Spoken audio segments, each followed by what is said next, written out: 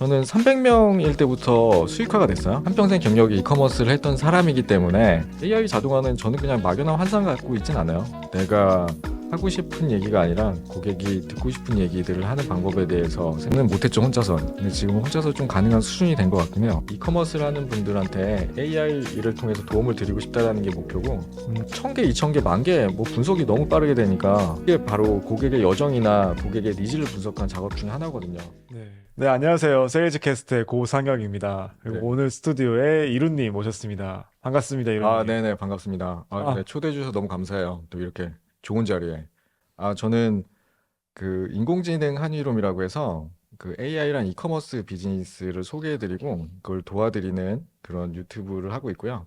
그다음에 리브랜드비라는 웹 에이전시하고 그다음에 이커머스 컨설팅 업무를 하고 있습니다. 아, 그리고 지금 뉴스레터 그 이룸 해보라는 뉴스레터를 한 2주에 한 번씩 발행을 하고 있고 그다음에 이룸 라운지라는 커뮤니티가 한 1,500명 정도 되거든요. 거기서 이제 커뮤니티 활동을 좀 리드를 하고 있습니다. 와, 네. 정말 많은 일을 하고 계셨군요. 네네. 뭐 많은 건 아닌데 뭐 다들 하는 거죠, 이제. 어, 비즈니스 하려면 거의 다 그렇게 많이 하시니까. 와, 대단하십니다, 진짜. 네. 그 오늘 약간 저희가 좀 많이 얘기해보고 싶은 주제로는 네. 아무래도 AI 그리고 자동화에 좀 핫한 분이시다 보니 네네. 그런 키워드로 좀 먼저 시작을 해보고 싶어요. 네네. 그래서 좀 가장 시작점으로 해서 이런 자동화에 좀 관심을 갖게 된 이유가 좀 어떤 게 있으실까요? 음, 사실 뭐 저도 관심을 갖게 된 이유는 유튜브나 이런 데서 어느 순간 많이 보이게 됐고 특히 이제 해외 유튜브들이 자동화 같은 이슈를 많이 이제 들고 나왔고 거기에 이제 메이크닷컴이라는 솔루션들로 이제 좀 시너지를 내는 것 같더라고요. 음, 사실 자동화는 옛날부터 있었잖아요. 근데 이제 거기에 생성형 AI가 붙으면서 조금 더 효과적이고 시너지가 나는 게 좀 차이라고 생각되는데 그걸로 이제 다양한 뭐 비즈니스나 아니면 다양한 케이스들이 나오면서 저도 자연스럽게 관심을 갖게 됐고 저는 어차피 그걸 이제 이커머스 하시는 분들한테 도움을 드려야 되니까 언젠가는 제가 한번 접목해서 해보고 싶다는 생각을 가지고 있었죠. 그런데 잘 안 됐어요. 예전에 처음에 나왔을 때는 잘 안 됐는데 그게 네. 어느 정도 수준이 딱 되니까 내가 이 정도는 지금 해도 되겠다라고 했을 때 제가 이제 최근에 상세 페이지 같은 것들을 AI로 만들면서 그렇게 좀 퍼블리싱을 했었죠. 이해했습니다. 약간 AI 그리고 이커머스라는 딱 키워드를 네. 두고 가니까 사실 굉장히 좀 핫한 키워드를 들고 음, 이제 운영하시지 않습니까? 네. 약간 되게 시대 흐름을 되게 잘 파악해서 이걸 잡았다고 생각합니다. 그래요? 아닌가요? 네. 굉장히 작은 시장이에요. 굉장히 작아요. 이거 이커머스의 시장도 사실은 크진 않고 거기에 AI까지 붙이면 타깃이 더 작아지긴 하겠죠. 굉장한 음, 니치한 마켓이었는데 오히려 그게 더 매력적이라고 봤었고 그다음에 당연히 한국에는 하시는 분이 없었고 해외에도 별로 없어요.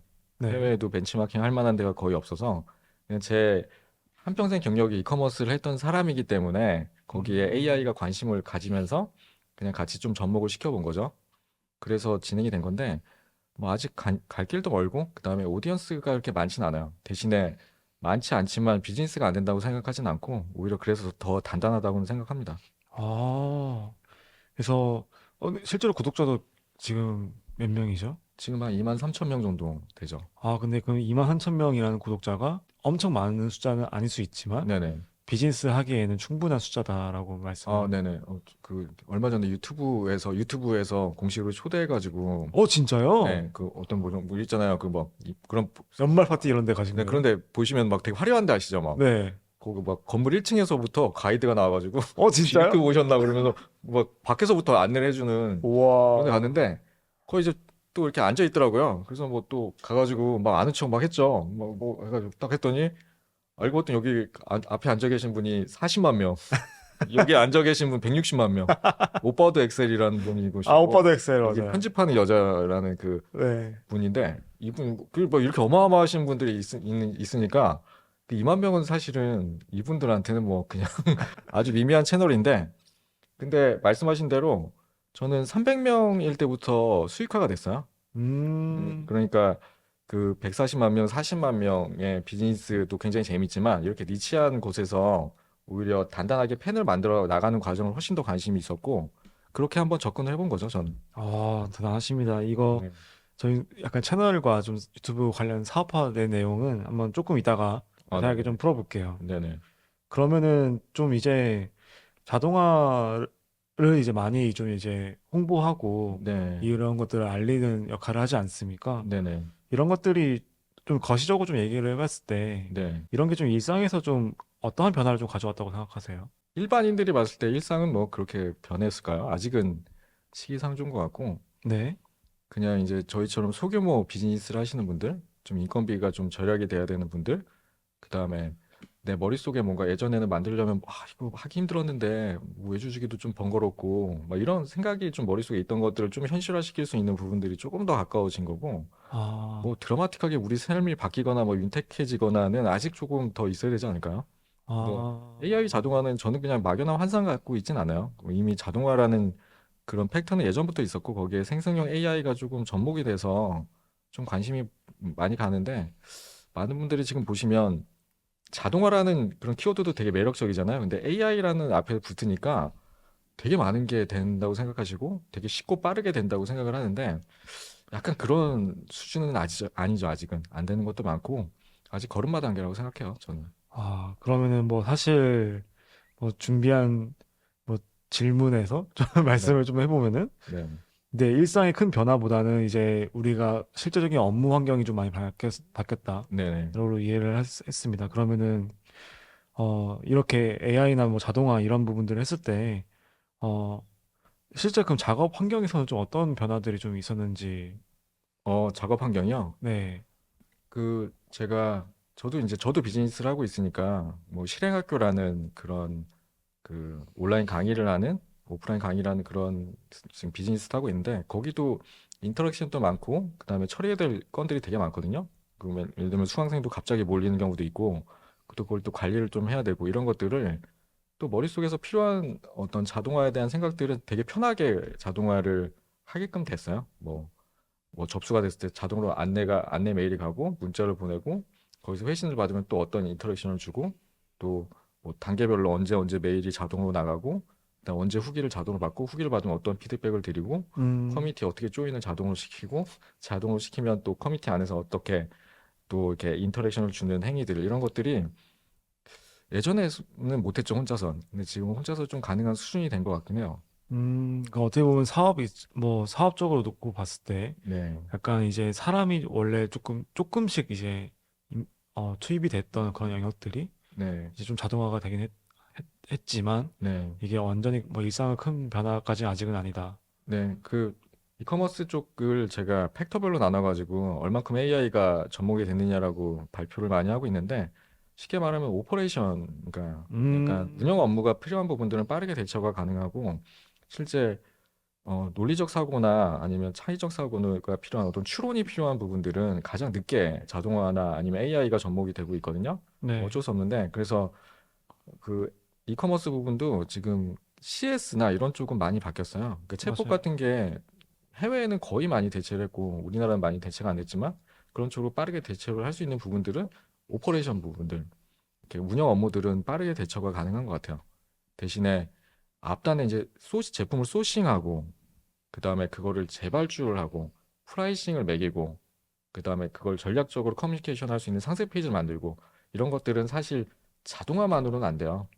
거기에는 음, 논리적 사고랑 창의적 사고, 그다음 추론적 사고가 필요한데, 지금 GPT가 뭐 추론적 사고에서 오원 뭐 이런 거 많이 나오잖아요. 네, 그런 쪽이 제가 볼 때는 훨씬 더 많이 개발이 돼야지 대체가 가능할 것 같고, 그다음에 뭐 이후에 지금 뭐 PC 에이전트 같은 것들 많이 나오는데, 그런 걸 통해서 아예 PC의 액세스를 자유롭게 하고 예약이나 아니면 발주 업무 이런 것들을 실제 AI가 핸들링이 됐을 때 드라마틱하게 좀 변화가 있다고 생각이 되고, 아직은 음, 뭐 아직은 좀 멀지 않았나? 개인적으로는 그냥 이제 음, 오퍼레이션 업무를 줄여주는, 저같이 이제 이게 작은 기업한테는 좀 유용하고 큰 기업한테는 아직은 조금 퀘스천이 있는 그런 시장이 아닌가 싶어요. 아직은.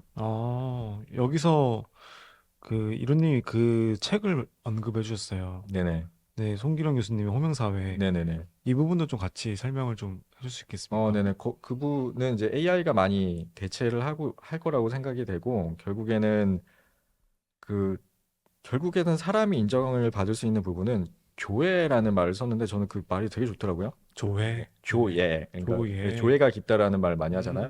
그러니까 음, 결국 조예가 깊은 사람이 AI 시대에 살아남는다라고 피력을 해주시거든요. 그게 아까 말한 추론이나 논리적 사고, 창의적 사고의 결합인 것 같아요.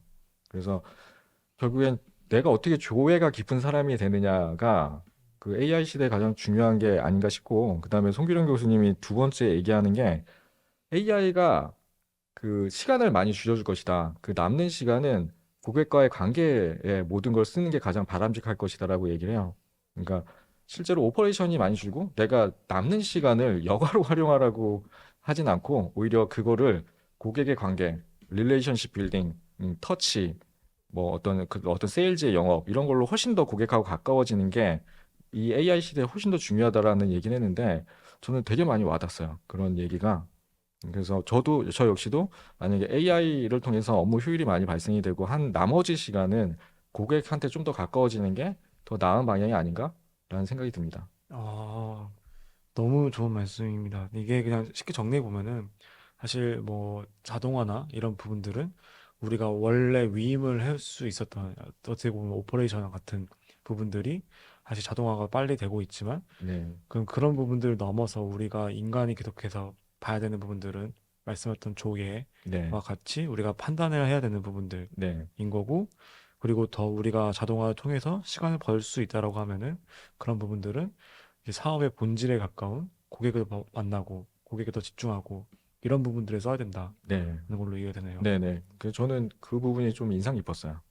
아, 그래서 이건 저도 진짜 많이 느끼는 부분인 것 같습니다. 저희 네, 사업도 사실 뭐 자동화 뭐 AI 기술이 뭐 도입했다라고 해서 자동화를 뭐 하겠다라고 하지만 이게 어 그 AI라는 기술 자체가 뭔가 대단한 혁신을 만들다기보다는 우리가 이걸 통해서 어떠한 우리가 갖고 있는 비용 구조를 더 낮추고 이걸 통해서 우리가 어떠한 결과물을 더 만들 것인가의 싸움이라고 생각하는데, 네, 근데 그런 부분에서 저희가 일정 부분만 효율화할 수 있는 것 같아요. 네, 근데 중요한 부분들은 계속해서 사람들이 터치가 들어가야 되는 게 맞고, 네. 그런 부분들을 함부로 저희도 대체하려고 하진 않거든요. 그럼 이런 부분들을 이제 강의로도 좀 만드시는 걸까요? 어, 네, 만들려고는 하는데 어쨌든 저는 앞단에는 어쨌든 시장에 수요가 있는 AI 자동화나 그런 걸로 고객을 많이 모으고 있고요. 그다음에 제가 진짜 하고 싶은 사실 본질에 대한 얘기들은 뒤에 많이 숨겨놨어요. 왜냐하면 그 본질에 대한 얘기는 사실 그렇게 관심이 없거든요, 사람들이. 그래서 아, 프론트에서는 사실 자동화나 이런 쪽으로 많이 이제 집객을 하지만 제가 진짜로 드리고 싶은 말씀은 뒤에 숨겨놓고 뒤에 드리죠. 이게 음, 뭐야? 이러고 다들 깜짝 놀라시긴 하지만 네. 그 저는 자동화에 AI 자동화과를 만들긴 했지만 사실은 거기에 더 중요한 부분은 기본기를 더 중요하다고 얘기를 해요. 그 아, 기본기를 엄청 강조를 했고, 그러니까 자동화라는 게 이렇게 보고 따라하는 건 저는 그렇게 의미가 없어 보이거든요.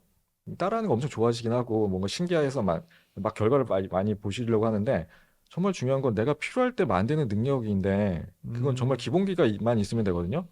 그래서 저는 앞단에만 계속 반복해서 보시라고 해도 많은 분들이 막 뒤에 실습하는 거 이거 빨리 좀 하게 해달라고 막 소스 좀 빨리 달라고 그렇게 많이 강조를 하시는데 제가 이제 궁극적으로 그렇게 그런 쪽으로 이제 집객을 많이 하긴 했지만 결과적으로는 아예 기본기 그 AI 자동화에 가장 필요한 기본기들을 정말 충실하게 만들어서 그걸 오히려 좀 강조를 드리고는 있습니다. 아, 네, 그런 것들 사실 정말로 사업 입장에서 놓치지 말아야 될 기본기를 네, 강조를 하는 거고, 네. 그런 것들은 어떻게 볼 수 있어요, 사람들이? 그러니까 벌써 네, 기본기를 약간 숨겨두셨다고 하셨잖아요. 네네. 커뮤니티나 이런 데 가면 공개가 되는 아니, 건가요? 아니요, 돈 내고, 저기, 아, 돈 내고. 유료방이야 쓰시면, 예, 돈 내셔야죠. 예, 아, 돈 내고. 돈 내시면 다 볼 수 있어요. 네. 그런 것들을 이제 VOD로 만드신 아, 네네, 거군요. VOD로 만들었는데, 어쨌든, 막 빠르고 쉽고, 막 편리하게 자동화 될 거라고 너무 기대하시다가, 이제 기본기를 강조해드리는 말씀을 미리 구매 전에 많이 말씀을 드리죠. 그러고 음, 이제 충분히 이해하시는 분들이 이제 구매를 하시는 거고, 뭐, 그럼에도 음, 불구하고 이제 막 급하시니까 워낙. 네. 좀 빠르게 이제 답변을나 아니면 뭐 결과를 원하시는 분이 있는데 저는 아직도 생각이 드는 게 그렇게 자동화를 그렇게 빠르게 그냥 결과만 보고 그냥 따라하기만 해서는 절대 실력이나 아니면 자유롭게 자동화는 못한다고 생각이 들어요. 음. 음, 제가 왜 그런 생각을 하냐면 대학교 때 이제 그 전자계산을 프로그래밍을 부전공을 했거든요. 근데 네. 제가 그걸 개발을 안 하기로 결정을 한 몇 가지가 이유가 있는데 그중에 제 동기가 수학을 너무 좋아하는 거예요. 네. 수학을 너무 좋아하는데 그 친구를 따라할 순 없겠더라고요. 어, 그 교양 과목으로 수학 듣는 사람 봤어요? 저는 태어나 처음 봤거든요. 수학이 좋아서. 네. 근데 그런 사람들이 프로그래밍 하는 게 훨씬 달라요.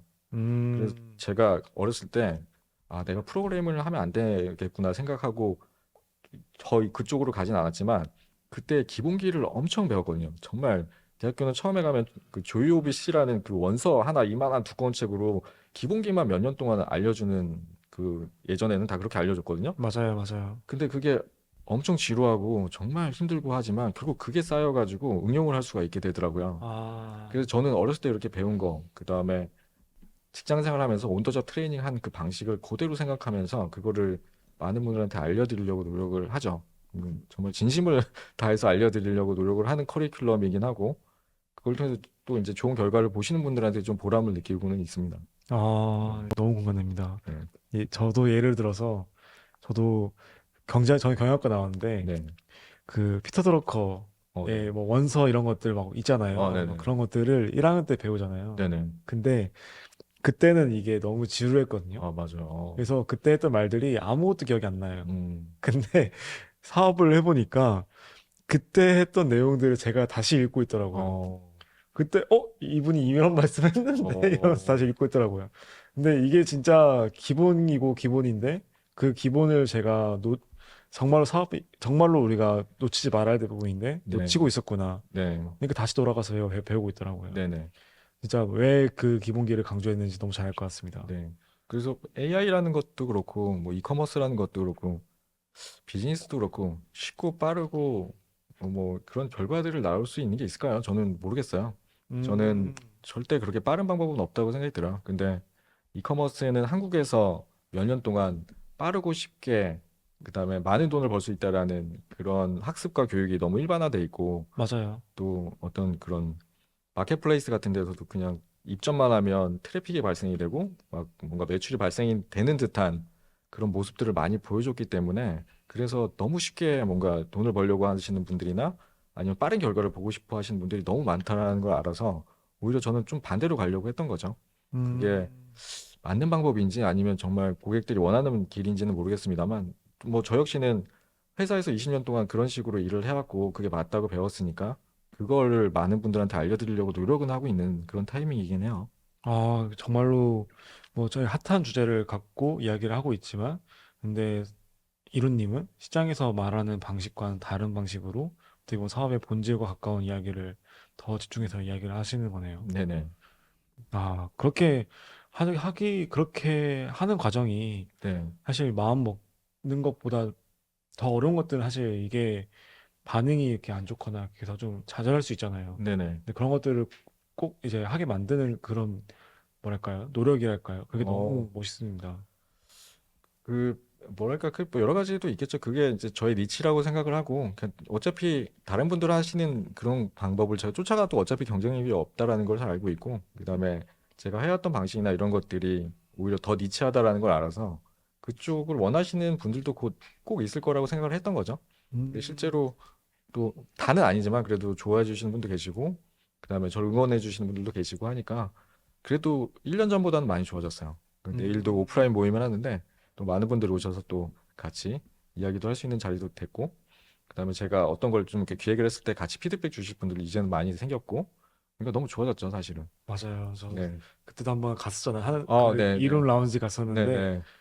대화하는 이게 너무 신기하더라고요. 네, 그러니까 네. 커뮤니티가 너무 대화가 잘 되고 있고 네. 그 제가 그때 이론님께 제가 말씀드렸던 게 여기는 팬들이 되게 약간 되게 뜨겁네요. 라는 말씀을 아, 한번 했었습니다. 네, 네, 네. 그게 기억에 남습니다. 네, 네. 가치나 이런 것들을 공감해 주셔서 오신 분들이 약간 더 많이 활성화되고 이러다 보니까 그게 하나의 좀 좋은 커뮤니티가 된 것 같습니다. 네네. 그렇게 좀 이해해 주시는 분들이 약간 공감을 좀 해주시는 것 같아요. 그러니까 아, 뭐 작게나마 이렇게 조금 어떤 이커머스의 약간 그 편협된 시장도 조금씩 바꿔가려고 하는 거죠. 뭐 제가 뭐 그렇게 대단한 사람은 아닙니다만 그래도 제가 맞다고 옳다고 생각하는 것들은 조금씩 바꿔가고 싶긴 해요. 왜냐하면 이커머스 하시는 분들은 대부분 절실하신 분들이 많거든요. 그런 아, 분들한테 빠르고 쉽고 빠른 리턴을 원하는 모델 자체는 저는 너무 리스크해 보이고 오히려 너무 안 좋은 것 같아요. 음, 그래서 그런 분들이 비즈니스를 제대로 하고 할 수 있도록 오히려 그런 어떤 프리토타이핑이나 아니면 비즈니스의 근본, 그다음에 고객을 만나는 방법들 이런 것들 상용님이 이제 많이 하시는 이런 방법들을 오히려 더 많이 알려드리려고 노력을 한 거고 그래서 이커머스에서 상임 같은 분을 모시고 비즈니스 본질을 얘기하는 사람은 아마 없을 거예요. 음, 그럼에도 불구하고 이제 제가 많이 그런 얘기를 강조를 드렸고, 근데 그때도 막 못 들어와가지고 방 꽉 차가지고 그 정도로 이제 그나마 많이 좋아진 거죠. 네. 그 오디언스도 많이 생긴 거고. 야, 진짜 그런 게 진짜 이루님의 매력이라고 생각합니다. 어, 네. 그럼 이렇게 어떻게 팬을 만들게 된 계기가 음. 사실 가장 크게는 유튜브 채널이잖아요. 네, 유튜브. 네네. 이걸 시작한 배경이 좀 어떻게 되세요? 배경은 원래는 유튜브는 다 해야 된다고 생각하잖아요. 꼭 해야 되는데 막 계속 머릿속에 이대 목표잖아요, 네, 약간. 그냥 해야 된다 생각했는데 그때 제가 작년에 그 다른 커뮤니티에 한번 있었거든요. 사장님도 계셨지만 그 네, 치키터스라는 맞아요. 데 있다가 거기서 이제 사람들 앞에서 발표할 수 있는 기회가 생겼는데 거기에서 반응이 좋은 몇 가지 아직도 컨텐츠가 기억나요. 있었어요. 근데 그거를 그냥 유튜브에 올려볼까? 왜냐면 그때는 한 200명한테 박수 받고 끝났는데 좋다고 박수 받고 끝났는데 그걸 그냥 올려볼까? 라고 했는데 아니나 다를까 유튜브에서도 반응이 좋았던 거죠. 아, 그래서 저는 되게 많이 생각이 들었어요. 이렇게 수많은 이렇게 많은 좋은 컨텐츠들이 그냥 몇 명 앞에서 끝나는 이 좋은 컨텐츠들이 사라지는 게 얼마나 많을까? 이런 것들을 대중 앞에 더 보여지고 오픈했을 때 오히려 피드백이 훨씬 더 좋을 수도 있겠다라는 생각으로 저는 진짜 운이 좋게 그래서 첫 번째 올린 영상이 잘 된 거죠. 음, 그러면서 저도 탄력을 받았던 것 같아요. 그 영상이 잘 됐고 그 다음에 제가 올렸던 방식이 그러니까 기존에 보지 못했던 다 영상이거든요. 기존에 어디서 레퍼런스도 없었고 뭐 음, 참조한 것도 아니었고 이런 거의 다 그냥 처음 올리는 영상들이니까 다들 신기해했고 음, 그러니까 좀 반응이 좀 좋긴 했었어요. 음, 음. 음. 아, 그, 그럼 그런 것들을 하시면서 약간 뭐 보람이나 이런 배운 점도 또 있으신가요? 유튜브를 통해서는 정말 많이 배웠죠. 내가 하고 싶은 얘기가 아니라 고객이 듣고 싶은 얘기들을 하는 방법에 대해서 생각을 굉장히 많이 하게 됐고 그게 유튜브뿐만 아니라 비즈니스도 마찬가지고 스레드도 마찬가지고 그래서 저는 모든 사고가 고객이 듣고 싶은 고객이 원하는 부분에서 사고를 하는 능력을 되게 많이 키웠던 것 같아요. 유튜브는 되게 아, 정직하거든요, 사실. 정말 정직해요. 내가 그렇게 원하는 컨텐츠, 고객이 원하는 컨텐츠를 만들면 피드백이 진짜 바로 오고 그 피드백이 보통 사람들이 생각하는 피드백보다 훨씬 더 좋아요. 비즈니스 기회, 그다음에 뭐 광고도 그렇고 또 집 앞에 막 찾아오시는 분도 계시고 음, 그러니까 막 정신이 없어요 어느 순간에는 그 정도로 피드백이 좋으니까 네. 내가 이 특정 컨텐츠를 올렸을 때 마켓핏을 찾았을 때에 대한 즐거움도 굉장히 크고 그다음에 거기에 따른 비즈니스도 굉장히 잘 된다는 걸 알고 그래서 유튜브에 굉장히 집중을 하게 된 거죠. 아, 음. 그러면은 사실 유튜브를 거의 첫 번째 컨텐츠부터 잘 되시고 그 이후에도 뭐 지금 스토리를 들어보면은 계속 잘 되신 것 같은데 실제로도 그런가요? 아니요 그렇진 않았어요. 이건 뭐 사실 저는 조회수가 많이 나오는 그런 데는 아니고 이제 뒤에 올린 거는 이제 막 제가 책 같은 거 좋아한다고 막 책 같은 거 올리고 막 맞아요, 맞아요. 이랬는데 그런 것들은 뭐 거의 안 보고 중간중간에 이제 제가 하고 싶은 것들을 하면서 시행착오들을 많이 겪고 그러면서 어떤 거 해볼까 하다가 이제 마켓핏을 점점 맞춰가는 과정인데 그것도 저도 많이 올려서 된 거죠. 그걸 계속 음, 뭐 그렇게 막 무슨 유튜브의 신처럼 뭐 몇 개 올리고 막 대박 난 건 아니고 안 된 것도 정말 많고 된 건 극소수죠 사실은. 네. 근데 영상이 많이 안 올라가긴 했지만 그래도 거기서 몇 가지만 잘 된 거고 그 대부분은 그러니까 조회수만 보면은 그냥 그저 그런 컨텐츠들이 많습니다. 아, 그럼 채널을 하시면서 약간 이- 그 사, 이루님이 전달하고 싶은 메시지는 좀 어떤 메시지세요? 그냥 아주 명확하잖아요. 이커머스를 하는 분들한테 AI를 통해서 도움을 드리고 싶다라는 게 목표고, 그거는 제 음, 커뮤니티, 제 뉴스레터 일관되거든요. 음, 어떤 형태로든 도움을 드리고 싶고 아까 말씀드린 그 굉장히 편협된 시장과 잘못된 교육들로 많이 힘들어 하시니까 그런 거를 AI를 통해서 많이 도움을 드리고 싶었고 그리고 첫 번째는 제가 이제 글로벌 이커머스 회사에서 주로 일을 했었는데 거기에 전략들이 되게 좋아요. 그러니까 제가 전전 회사는 이커머스로만 4조를 했던 회사고 바로 전 회사는 이커머스로만 1조를 하는 회사예요. 아, 그런 회사가 이커머스 전략들이 어떨까요? 얼마나 디테일하고 얼마나 잘 돼 있겠어요. 네. 근데 그 회사들의 전략들을 저는 이런 소규모 셀러나 이커머스 사장님들한테 알려드리려고 했더니 방법이 없어요. 왜냐면 음, 거기는 진짜 고가의 솔루션을 쓰거든요. 근데 그게 방법이 없다가 AI가 나와서 조금 흉내는 낼 수가 있었던 거예요. 고객을 분석할 수 있는 기술도 조금 되고. 음, 그러니까 그 방법을 조금 시프트를 해드리고 있는 거죠. 그래서 조금 보람을 느끼고 있는 거긴 해요. 그 글로벌의 탑 티어의 회사들은 사실은 이렇게 마켓플레이스에 들어가는 것보다는 그 인하우스에서 고객의 여정을 분석하고 데이터를 분석해서 거기서 세일즈를 만들어내는 걸 훨씬 더 좋아하거든요. 그게 네. 비용이 더 절감돼요. 아, 외부에서 광고를 통해서 고객을 데려오는 것보다 안에 있는 고객한테 세일즈를 더 컨버전을 더 높이는 게 훨씬 더 매력적인 일이고 비용이 더 절감이 되거든요. 네. 그러니까 모든 글로벌 회사들은 그쪽에 포커싱이 돼 있는데 우리나라 분들은 마켓플레이스에 다 들어가고 있기 때문에 이 데이터가 없어요. 음, 데이터는 그 쿠팡이나 네이버가 다 독식을 하고 있잖아요. 네.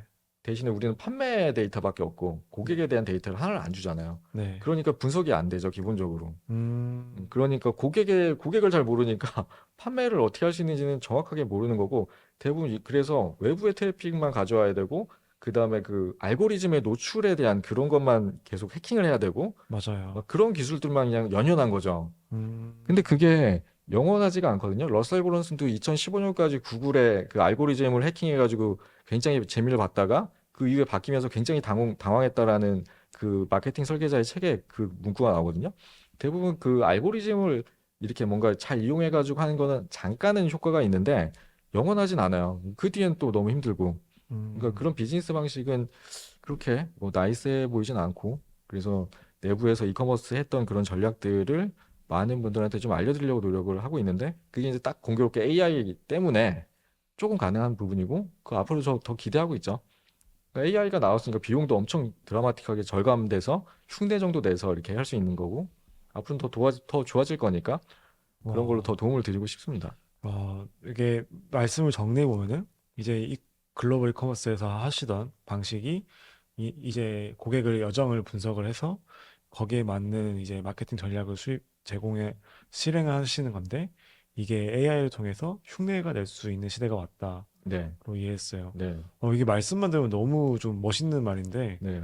구체적인 사례가 좀 있을까요? 사례요? 네, 뭐, 뭐 아, 이거를 좀 이거에 대한 사례 지금 사실은 제가 만든 컨텐츠 중에 다 흉내가 낸 거예요. 예를 들면 상세 페이지를 만드는 작업이 고객의 후기를 분석하는 작업이거든요. 고객의 음, 후기를 분석한다라는 건 고객의 후기에서 제품의 장점, 단점, 개선점, 필요한 점, 고객의 니즈가 다 나와 있거든요. 정답지가 있어요. 아, 그걸로 카피를 만들면 어떻게 될까요? 그걸로 상세 페이지에 카피를 만들면 상세 페이지의 카피는 구매 전환을 일으키는데 대부분의 굉장히 중요한 역할을 하는 거예요. 오프라인에 마트에 가보시면 프로모터라고 영업사원들이 있으시잖아요. 이렇게 막 옆에 가서 필요한 거 없으세요? 되게 귀찮잖아요. 근데 그분들의 매출이 어마어마합니다. 근데 온라인은 그런 분들이 없기 때문에 상세 페이지에서 대부분 매출이 나는데 그 메시지 자체가 고객이 모두 원하는 메시지로 다 바꿔본다면 어떨까요? 후기를 분석해서. 그게 바로 고객의 여정이나 고객의 니즈를 분석한 작업 중에 하나거든요. 네. 그래서 저는 모든 상세 페이지를 만드는 게 상세 페이지를 예쁘게 만드는 게 아니라 고객의 후기의 데이터를 분석해서 거기에서 카피를 도출해내는 걸 훨씬 더 좋아해요. 그 카피를 가지고 이미지를 생성하는 걸 더 좋아해요. 아, 그러니까 그 상세 페이지는 저는 살아있다고 생각하고 고객이 원하는 메시지를 준다고 생각하고 고객이 원하는 메시지가 눈에 보여야지만 구매가 되거든요. 네. 내가 말하고 싶은 건 아무 소용이 없어요. 네. 근데 그 힌트는 정답지는 고객 후기에 있으니까 고객의 후기는 예전에는 ADA 그 챗GPT ADA가 너무 후졌어요. 그럼 음, 후기 너무 분석을 못 했는데 지금은 정말 잘해줘. 정말 잘해주고 엑셀 포맷에 딱딱 맞춰서 아웃풋을 내주거든요. 네. 그럼 놀라울 정도 잘 되고 1000개, 2000개, 10,000개 뭐 분석이 너무 빠르게 되니까 완벽하죠. 그리고 거기에 장점, 단점, 그다음에 심리 분석 것까지 다 해주니까 그거만큼 더 편한 게 어디 있을까요? 근데 그거는 예전에 솔루션으로 쓰려면 한 뭐 몇 억씩 줬어야 됐어요. 음, 근데 그거는 지금 너무 깔끔하게 잘 되니까 그런 식으로 만들어 가는 거죠. 그리고 제가 궁극적으로 하고 싶은 건 이제 자사몰에서 인터널리 아예 고객의 여정, 그러니까 로그 사이트 접속해서 나갈 때까지 장바구니 넣고 이 트래킹하는 페이지 전체의 데이터를 가지고 이제 분석하는 과정인데 그건 이제 아직은 조금 멀었죠. 왜냐하면 쿠팡이나 스마트 스토어에서 대부분 하니까 네. 그런 데이터를 구하지 못하니까 이제 저는 이제 자사몰에서 그런 데이터를 보시면서 비즈니스 하라고 앞으로는 말씀을 드릴 거고 뭐 험난한 여정이 되겠죠. 당연히 쿠팡과 스마트 스토어를 대부분 하시는데 근데 상세 페이지는 둘 다 쓸 수 있으니까 맞아요. 좀 더 대중적이어서 제 컨텐츠가 잘 됐던 거고. 음, 아, 진짜 약간 저도 그거를 봤는데 그때 그 세션 할 때도 말씀드렸지만 그 상세 페이지의 후기를 분석해서 상세 페이지 만드는 거 미친 전략이다 생각을 했어요. 어, 그리고 그거를 한 20분 영상으로 담아서 하셨잖아요. 네, 너무 대박이더라고요. 그래서 감사합니다. 와, 네, 그런 것들을 사실 이제 그거의 가장 큰 본질적인 목적이 그냥 고객을 분석을 한 다음에 거기에 맞는 행동을 해야 된다는 네네, 맞습니다. 거네요. 네. 야, 진짜 이런 것들을 하시니까 이제 이루님이 그렇게 사랑을 받는 걸 아유, 같습니다. 네. 아유, 아직 뭐 그냥 초보죠. 네, 그냥 걸음마 단계로. 그러면은 이제 그러면은 어떻게 이런 좀 이루님의 지금의 모습이 됐는지가 너무 궁금한데 네. 그 이루님의 전의 얘기도 좀 듣고 싶어요. 지금의 모습은 어떤 모습이길래? 지금 모습은 너무 멋있는 유튜버, 너무 멋있는 약간 유튜버로 불러야 되나요? 너무 멋있는 이제 하나의 혁명을 만드는 이커머스라 할까요? 아유, 정말. 저는 주로 외국계 회사에 있었고요. 마지막 회사는 캘러웨이 골프라는 회사였고 미국계 회사예요. 네. 네, 골프를 너무 좋아해서 골프 회사에 들어가서 이제 이커머스 디렉터를 하고 이제 마지막 회사는 그렇게 됐고요. 저는 이커머스만 했어요, 한평생. 음, 근데 이제 뭐 문제라면 문제는 이제 브랜딩이 다 잘 돼 있고 제 프로덕이 음, 너무 좋은 그런 회사만 다녔던 거죠, 사실은. 그러니까 어떻게 보면 음, 굉장히 온실에 있었던 거예요. 그러니까 그들의 고급 전략이라고 하는 건 굉장히 세련돼 있고, 그다음에 굉장히 뭐 고가의 솔루션을 쓰고 이러니까 어떻게 보면은 이 모델링은 이 비즈니스를 제가 컨설팅이나 이런 걸 하면 좀 괜찮겠지만 이렇게 개인 셀러나 소규모 비즈니스 하시는 분들한테는 잘 맞진 않았죠, 사실은. 음, 어, 그러니까 거기에 제가 유일하게 이제 이쪽에 들어갈 수 있었던 건 AI의 도래 때문에 가능했던 거예요. 저도 운이 엄청 좋았던 거죠. 그게 음, 아니었으면 저는 이분들하고 얘기할 게 별로 없었긴 해요. 왜냐하면 또 뭔데? 이러면 음, 뭐 예전에 뭐 그게 뭐 중요해? 내가 지금 뭐 당장 하나 팔아야 되는데 지금 그거 어떻게 해야 돼? 이게 더 중요하고 상세 페이지 만드는 게 더 중요한데 네, 뭐 옛날에 뭐 그랬다고 그 전략을 뭐 말씀드릴 수 있는 것도 아니고 소화가 되지도 않고 네, 그랬는데 이제 그게 운 좋게 AI 때문에 이 접점이 생겨버린 거예요. 마치 아, 오작교처럼. 네, 그게 아니었으면 저는 아마 그냥 기업의 이커머스 컨설팅을 하고 있었을 것 같아요. 음, 음. 그때는 마케터로서 계속, 아니요. 리더였죠. 그 작은 데선 팀장에 있었고, 네, 네, 팀을 리드를 하는 자리였습니다. 그러니까 이커머스는 그러니까 그 리더가 그냥 그 비즈니스를 다 맡아서 그냥 세일즈하고 마케팅, 오퍼레이션 이런 것들을 다 총괄하거든요. 네, 작은 회사라고 불러요. 왜냐하면 이커머스는 펑셔널리 안 거치는 부서가 없거든요. 네, 파이낸스도 거쳐야 되지, 그다음에 아, 오퍼레이션에서 물류도 다 거쳐야 되지, 마케팅도 해야 되지, 세일즈도 해야 되지, 포어캐스팅도 해야 되지.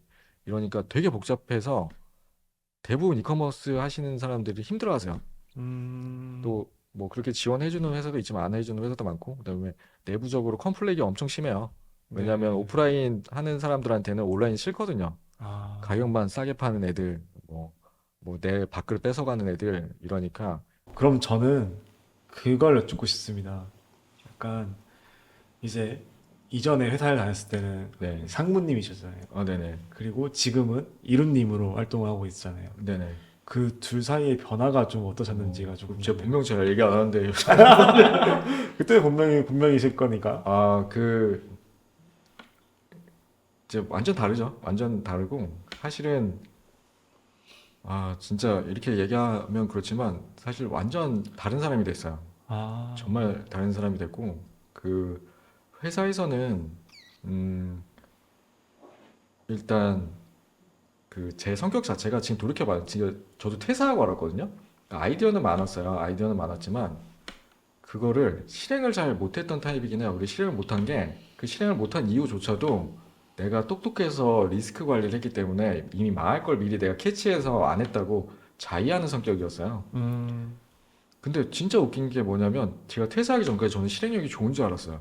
음, 그러니까 얼마나 웃겼던 거죠. 그리고 퇴사하고 났더니 제가 퇴사하자마자 치앙마이 가서 한 달 동안 저에 대해서 글을 썼거든요. 근데 한 50페이지를 썼어요, 저에 대해서. 네. 지금은 다시 보지도 못하겠어요, 그 글을. 거의 완전히 감정 충만해서 썼으니까. 저를 다시 돌아보는 과정을 했는데, 거기서 저에 대한 단점을 되게 많이 파악을 한 거죠. 그 중에 아, 실행력이 엄청 떨어지고 소심한 성격이고, 그 다음에 그, 뭐지? 그, 제가 이제 테스트를 해보면 결과가 굉장히 그 심사숙고하는 형이라고 나오거든요. 네. 그러니까 어떻게 보면 비즈니스를 하는데 아주 적합하지 않은 사람이었던 거예요. 그러니까 음, 직장 생활을 그렇게 오랫동안 한 거죠. 음, 근데 그것도 모르고 살았어요, 또. 더 웃긴 건, 음, 왜냐면 회사에서는 맨날 어렸을 땐 사내 벤처 한다고, 막 벤처 하다가 막 어렸을 때 막 팀장하고, 막 그러니까 막 실행력도 좋은 것 같고, 막 아이디어도 많은 것 같고, 그리고 맨날 아이디어 많다고 막 사람들한테 막 아이디어 뺏기는 거 가지고 막 스트레스 받고 맨날 이러고 살았는데, 그게 저는 어쨌든 그런 제가 생각한 거에 전혀 다른 모습이었고 저의 단점들을 정말 냉철하게 많이 봤고요. 그걸 바꾸려고 정말 많이 노력을 했던 것 같아요. 왜냐면 그냥 준비 없이 저는 퇴사를 했거든요. 음, 그러니까 제가 요새 많이 말하는 그 쌀 떨어져 가니까 저를 바꿀 수밖에 없었고 그 퇴사하면 많은 분들이 좀 팀 페리스나 이런 사람들 4시간만 일한다 수많은 퇴사에 관련된 책 그다음에 맞아요. 좋은 이런 부분들 보면 나왔을 때에 내가 어두운 터널에서 그 숨막히는 투쟁과 고민과 고통이 있어야 된다는 얘기를 아무도 안 해줬어요. 근데 음, 그거를 제가 직접 들어가서 그 터널 안에서 엄청나게 고통을 느끼고 있었죠. 근데 더 음, 웃긴 건 모든 사람이 그 터널을 짧고 길건 들어갔다 나와야 된다는 사실을 알았어요. 그래서 더 재밌는 건 대기업 임원이나 그다음에 중소기업 과장이나 퇴사를 할 때 왜 치킨집을 선택하는지도 그때 알았어요. 그 음, 터널 안에 들어가서 그 고통을 겪게 되면 모든 의사결정이나 생각이나 이런 것들이 다 바뀌게 되거든요. 짧아질 수 있는, 네, 겁도 많아지고, 그 다음에 아, 또 퇴사하면 그 사람들이 또 그렇게 모이는 사람들도 그런 사람들이 또 많이 있기도 하고, 실수도 많이 하게 되고, 이런 것들을 되게 많이 느꼈기 때문에, 네. 아, 이해가 된다, 이제. 왜냐면, 제가 제일 싫어했거든요, 직장 하면서. 왜 대기업 임원 다니고 자기 사업을 해야지. 그거 전공 살려가지고 왜 치킨집을 해? 근데 진짜 재밌는 게 뭔지 아세요? 제가 치킨집 생각이 났으니까요. 그걸 알겠어요. 제가 그 아이디어 많고 맨날 뭐 할 게 많아서 나가서 떵떵거리고 이랬던 애가 그렇게 힘드니까 치킨집 생각이 나더라니까요. 그래서 알았어요. 퇴사한 사람들이 왜 치킨집을 차릴 수밖에 없고 퇴직한 사람들이 제2의 어떤 비즈니스를 못 만들어내는지 그걸 알았고 아무도 어두운 터널에서 나오기가 언제 나올지 모르고 네가 스스로 이겨내야 되라고 얘기해 준 사람이 없었기 때문에 그리고 누군가 항상 꼭 들어갔다 나오긴 해야 된다고 생각이 들어요. 모르겠어요. 뭐 안 들어간 사람도 있을지 모르겠지만 근데 저는 거기 안에서 힘들게 투쟁하고 지금 나온지는 모르겠지만 어쨌든 결국 조금 햇빛을 본 그런 케이스였고 그게 삶에 저는 아주 드라마틱한 변화를 만들어냈죠. 그 와중에 책을 진짜 많이 읽었고 뭐 남들 하는 거 다 했어요. 명상했고 그 다음에 운동 많이 했고 많이 걸으라 해서 걸었고 좋은 생각하라고 해서 했고 뭐 이런 것들 다 과정을 거친 다음에 결국에는 저에 대해서 객관적으로 많이 알게 되고 그 단점을 좀 극복하려고 노력을 많이 했고 그러니까 제가 실행력이 떨어지는 걸 알고 지하장이라는 그 거절당하기 연습이라는 책을 보면서 처절하게 거절당하는 연습을 하면서 날 바꾸려고 노력을 했었고 그렇게 해서 저를 계속 어떤 채찍질을 하면서 바꿔 나갔던 거죠. 그래서 그거는 어떤 누구의 도움도 받지 못했고 그냥 저 스스로 이겨냈던 과정이었던 것 같아요. 아, 그러니까 그 전과 후는 전혀 다른 사람이 됐고 실제로 그 예전 직장 사람을 만나면 너무 많이 바뀌었다고 그래요. 음, 근데 재밌는 건 생각조차도 많이 바뀌었고, 뭐 세상을 바라보는 눈이나 사고력 이런 것도 많이 바뀌었고, 그러니까 이런 비즈니스도 이제서야 할 수 있게 된 게 아닌가 싶어요. 그런 과정이 없었으면 엄청나게 시행착오를 했고 실패를 더 많이 겪었을 거예요. 네. 퇴사하기 전과 그다음에 이 지금의 모습 사이에 정말로 또 힘든 시기가 있었군요. 힘든 시기가 있었죠. 아, 네. 그게 좀 얼마나 좀 가셨습니까? 한 6개월 넘었죠. 6개월 넘었고, 왜냐하면 그때 퇴사할 때 이제 저는 부동산을 좀 하려고 준비를 뭐 여러 가지를 했었는데, 부동산이 그때 안 좋아졌거든요. 네. 그러니까 그게 이제 덮쳤던 거죠, 저한테는. 아, 되게 안 좋았고, 지금도 안 좋지만, 힘들지만, 어쨌든, 엎치고 덮쳤고, 그 다음에 그때 하려고 했던 뭐 부동산 투자나 아니면 뭐 공유 임대업 사업, 이커머스 할 건 생각을 안 했었거든요. 그런 게 아, 사실은 잘 안 됐어요, 잘.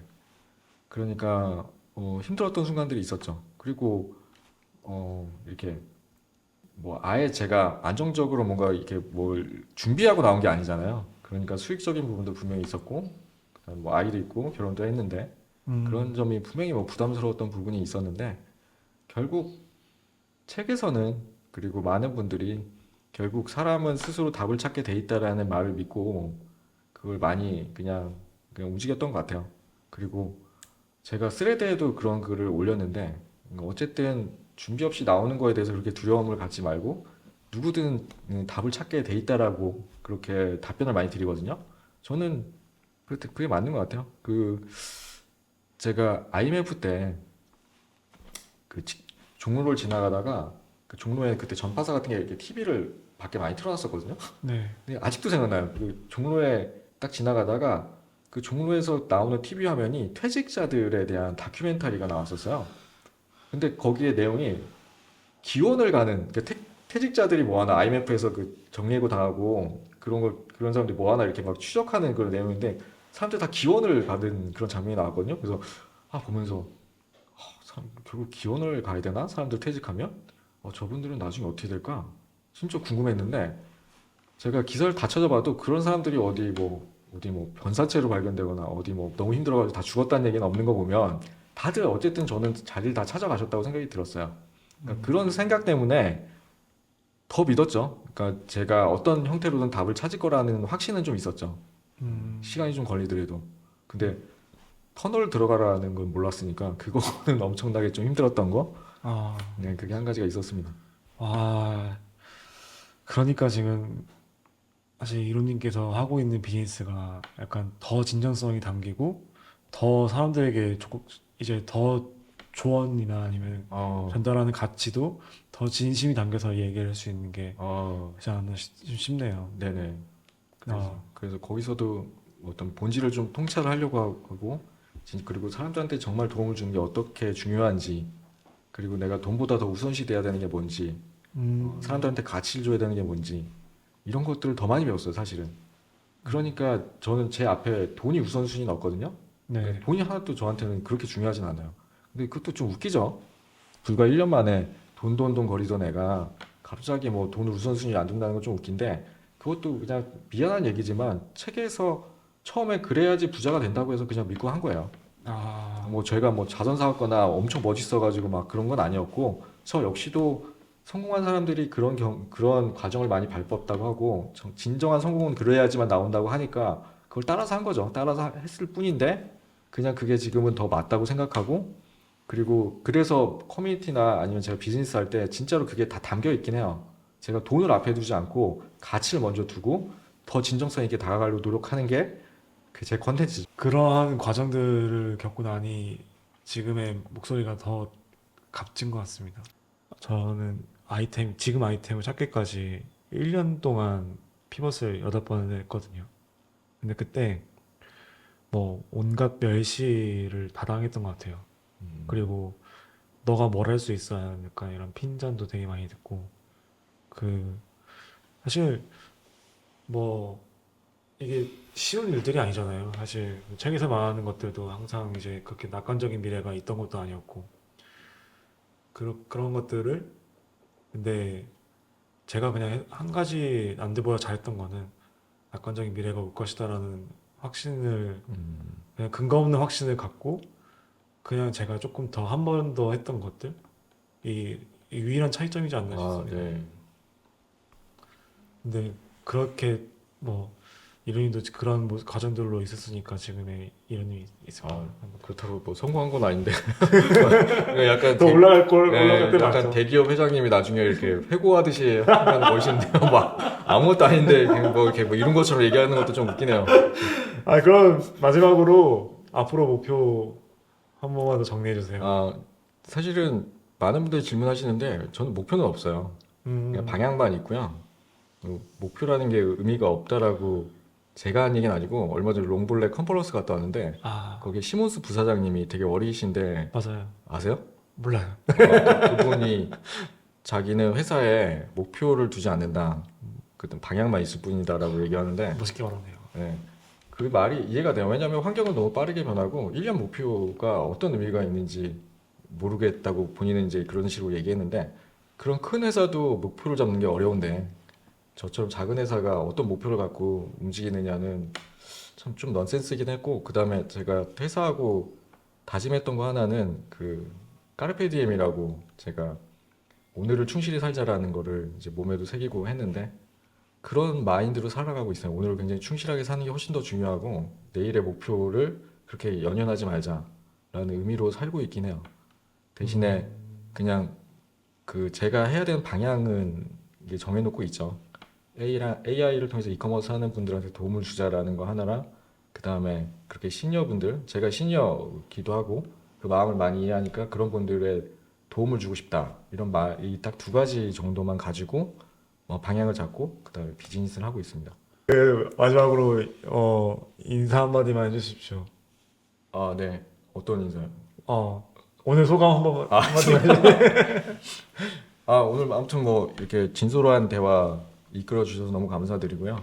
그다음에 또 1년 동안에 뭐 저에 대해서도 이제 다시 돌아볼 수 있는 기회가 된 것 같고 또 내년도에 좀 더 힘이 나서 비즈니스 할 수 있을 것 같아요. 너무 감사드립니다. 오늘 이 자리 마련해 주셔가지고. 저도 너무 감사합니다. 아, 네네. 앞으로 자주 또 연락드리겠습니다. 아, 네네. 감사합니다. 네. 감사합니다. 네.